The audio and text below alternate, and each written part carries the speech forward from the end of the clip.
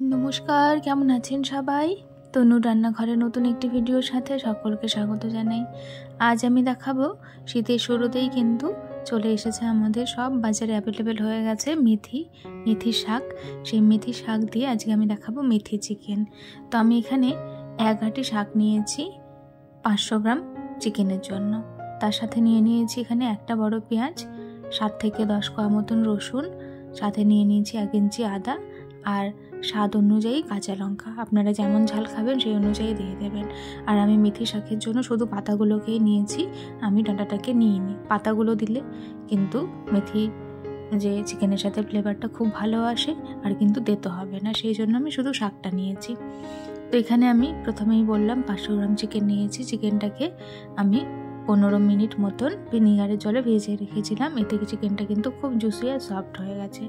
তো তারপরে জলটা ছাড়িয়ে নিয়ে খুব ভালো করে পরিষ্কার করে ধুয়ে নিয়েছি। এইখানে আমি 500 গ্রাম চিকেনের জন্য 200 গ্রাম মতন টক দই দিয়ে দিলাম।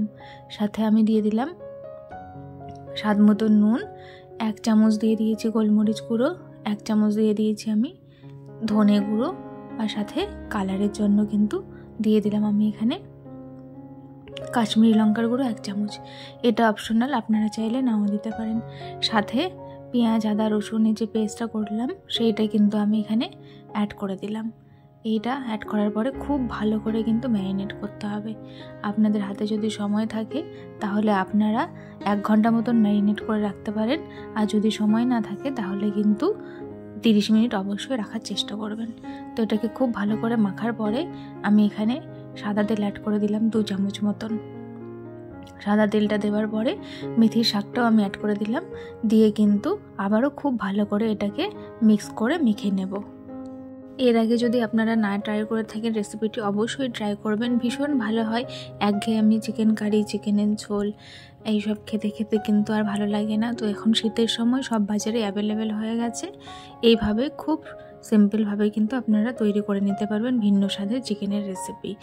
তো দেখুন এরপরে আমি কড়াই নিয়ে নিয়েছি, আমার 1 ঘন্টা হয়ে গেছে ম্যারিনেশন করা। কড়াইয়ের মধ্যে আমি 2 চামচ মতন ঘি দিয়ে দিলাম, সাথে আরও 2 চামচ দিয়ে দিলাম সাদা তেল। তেলটা গরম হয়ে যাওয়ার পরে 1 চিমটি মতন দিয়ে দিলাম হিং। হিংটা কিন্তু অপশনাল, আপনারা চাইলে যাদের ভালো লাগে হিঙের গন্ধ তারা দেবেন, না হলে দেবেন না। তো হিংটা হালকা করে ভাজা হয়ে যাওয়ার পরে আমি এখানে মেথিটা অ্যাড করে দিলাম, যে ম্যারিনেশন করা মাংসটা সেটা কিন্তু আমি এখানে অ্যাড করে দিলাম।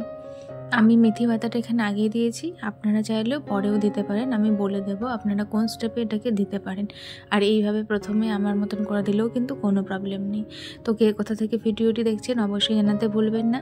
যদি আমার ভিডিওটি ভালো লেগে থাকে তাহলে চ্যানেলটিকে প্লিজ লাইক শেয়ার সাবস্ক্রাইব করে বেল নোটিফিকেশানটি অন করে রাখবেন, এতে করে আমার ভিডিওর নোটিফিকেশান সবার আগে পেয়ে যাবেন।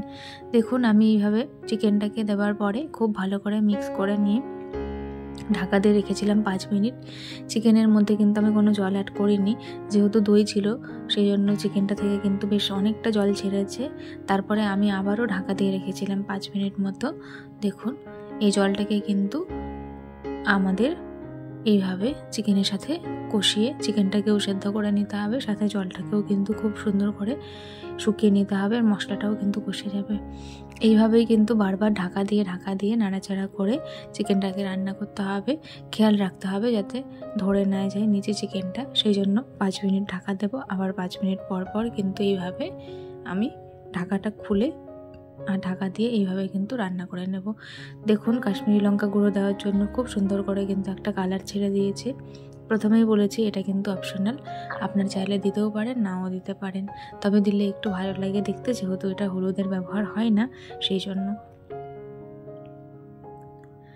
তো এবারে আমি যেহেতু অনেকটা পরিমাণ টক দই আছে সেই জন্য স্বাদটাকে ব্যালেন্স করার জন্য 1/2 চামচ আমি এখানে চিনি দিয়ে দিলাম। চিনিটা দেওয়ার পরে আবারও খুব ভালো করে কিন্তু কষিয়ে নেব। চিকেনটা প্রায় সেদ্ধ হয়ে এসেছে, দেখেই বোঝা যাচ্ছে। তো আমি আবারও অনুরোধ করছি, যদি ভিডিওটি ভালো লাগে তাহলে আমার পাশে থাকবেন চ্যানেলটিকে সাবস্ক্রাইব করে আরও এরকম নিত্য নতুন রেসিপি দেখার জন্য। তো দেখুন কষাতে কষাতে আরও তেল ছেড়ে দিয়েছে, খুব সুন্দর একটা কালার এসেছে। এই রেসিপিটি কিন্তু আপনারা ভাত, রুটি, নান, রুমালি রুটি সব কিছুর সাথে খেতে পারেন। আর গেস্ট আসলে অবশ্যই কিন্তু খুব সহজে এইভাবে বাড়িতে বানিয়ে নিতে পারেন, খুব সুন্দরভাবে হয়ে যায় আর খুব ভালো হয় টেস্ট। তো এই পর্যায়ে কষানো হয়ে গেছে, সেই পর্যায়ে আমি এখানে দিয়ে দিলাম 1 কাপ মতন জল দেওয়ার পরে খুব ভালো করে ফুটিয়ে নিয়েছি। তারপরে ঢাকা দিয়ে রেখেছিলাম। দেখুন ঢাকাটা খোলার পরে কত সুন্দর কিন্তু কালার এসছে।